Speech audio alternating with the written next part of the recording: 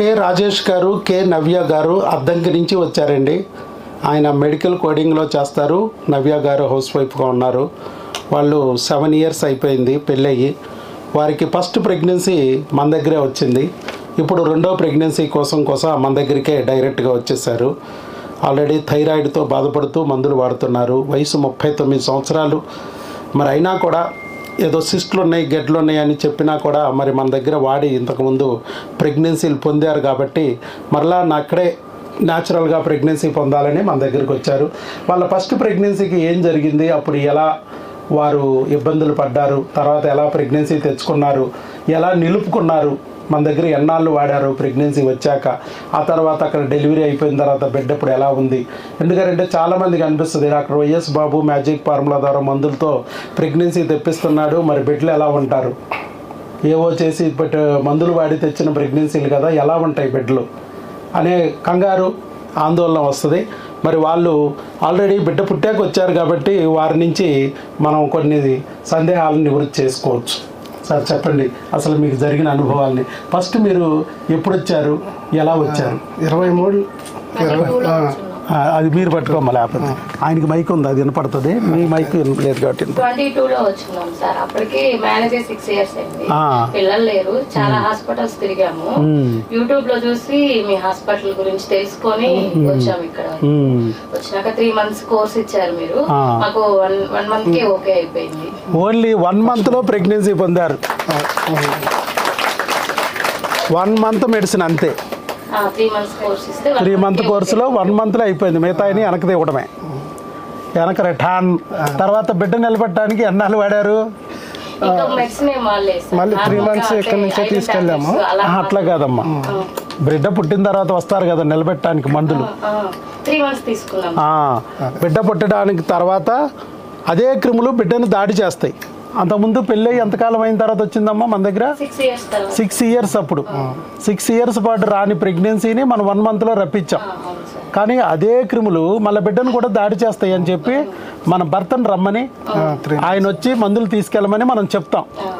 అదే విధంగా మీరు వచ్చి మందులు తీసుకెళ్ళి ఉంటారు. ఎందుకంటే తీసుకెళ్ళాము, ఆ తర్వాత అక్కడ చూపించాం. అదే ఫస్ట్ 3 months 80% ప్రెగ్నెన్సీలు అబార్షన్లు అవుతాయి. 4th 5th month అవకరాలైనా వస్తాయి అబార్షన్ అవ్వకపోతే. అందుకే ఈ క్రిముల నుంచి ఆ బిడ్డని కాపాడటానికి ఖచ్చితంగా మన దగ్గర మందులు వాడాలి.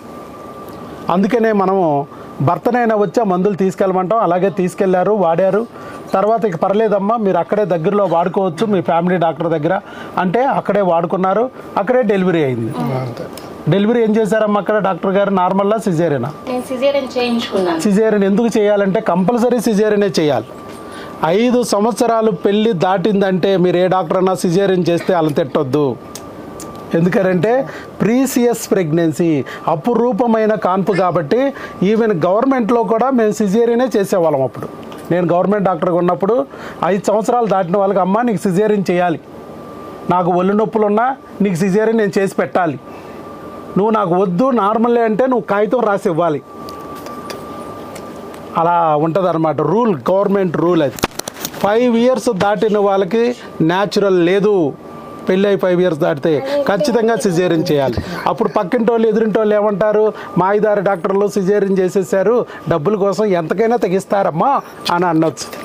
కానీ ఆ డాక్టర్ నిజంగా డబ్బు కోసం చేసినట్టు కాదు. ఇది అపురూపమైన కాన్పు కాబట్టి సిజేరియన్లో మనకు అవకాశం ఏంటంటే టైమింగ్ ఇంపార్టెంట్. అదే టైంలో మనం చేయొచ్చు. ఆ టైంలో గర్భసంచికి సంబంధించిన డాక్టరు, మత్తుకు సంబంధించిన డాక్టరు, పిల్లలకు సంబంధించిన డాక్టరు అందరినీ పిలుచుకొని కరెక్ట్ టైం చేయొచ్చు. అదే న్యాచురల్ ప్రెగ్నెన్సీ అయితే కుదరదు. నువ్వు ఎప్పుడు వస్తావో మాకు తెలియదు, నువ్వు వచ్చేస్తావు మాకు తెలిసిద్దా? మాకు తెలియదు, నువ్వు చెప్పు, ఫోన్ చేయవు, నువ్వు ఆ ఫోన్ తీసుకుంటావులే.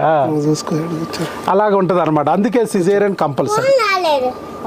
ఇక ఓకే ఫోన్ వస్తుంది. ఇప్పుడు ఒక్కసారి నువ్వు మాట్లాడేది కానీ నువ్వు మాట్లాడదు కానీ ఏమన్నా మాట్లాడతావా? సౌండ్ అంట పెట్టు, చాలా ఉన్నాయి ఆర్డర్లో. ఓకే ఓకే ఇచ్చి మంచి ఫోన్ అంట పెట్టు, ఏదన్నా మంచిది. బొమ్మలు చూస్తూ ఉంటుంది అంతే, ఏదో ఒకటి చూస్తుంది. సౌండ్ తగ్గించు, సౌండ్ పెంచాలంటది ఇప్పుడు. సో మొత్తానికి పిల్లలు అలాగా మందులు వాడుకుంటే చక్కగా వాళ్ళు ఆరోగ్యంగా ఉంటారు, యాక్టివ్గా ఉంటారు. మీకు న్యాచురల్ ప్రెగ్నెన్సీలు ఎంతో, సిజేరియన్లు అంతే. న్యాచురల్గా మీకు ప్రెగ్నెన్సీ వస్తే ఎంతో, మన మందులు వాడినా అంతే. మన దాంట్లో కూడా న్యాచురల్లే, మనం ఏమీ ప్రొసీజర్లు చేయట్లా. ఐవీఎఫ్ ఏమైనా చేసామా? లేదు. ఆపరేషన్ ఏమైనా చేసామా? ఏం లేదు. ఇట్ట వచ్చావు, అట్ట మందులు తీసుకెళ్ళి అట్లా బుడికిని వచ్చింది. ఆరిని ఇంకా మా 6 ఏళ్ళు కష్టపడ్డావు, ఈ 4 రోజులు ఇచ్చాడు రా, ఈ ముందే వెళ్తే పోయేదిరా అనుకుని ఉంటావు. ఈసారి ఏం చేశాడు, ఇక డైరెక్ట్గా ఎక్కడికే వచ్చాడు. బిడ్డకి ఎంత అప్పుడు వయసు? 3 years వచ్చేసింది. ఇక లాభం లేదు. ఇక మళ్ళీ అటు తిరిగి అన్నీ ఎందుకు, మళ్ళీ రెండో బిడ్డ కోసం అక్కడికే వెళ్ళిపోదాం, ఆ డాక్టర్ గారి దగ్గరికి వెళ్దాము. వీళ్ళందరూ ఐవీఎఫ్లో ఆపరేషన్లు అంటారు. ఎందుకంటే వయసు 30 దాటిందంటే ఐవీఎఫ్ డోనరే బయట చెప్పే వాక్యం. అందుకని ఇక్కడికే డైరెక్ట్గా వచ్చాను. ఓకే అమ్మా, ఇంకా మీ బిడ్డ గురించి అంటే ఆరోగ్యం గురించి ఏమైనా చెప్పాలనుకుంటున్నారా?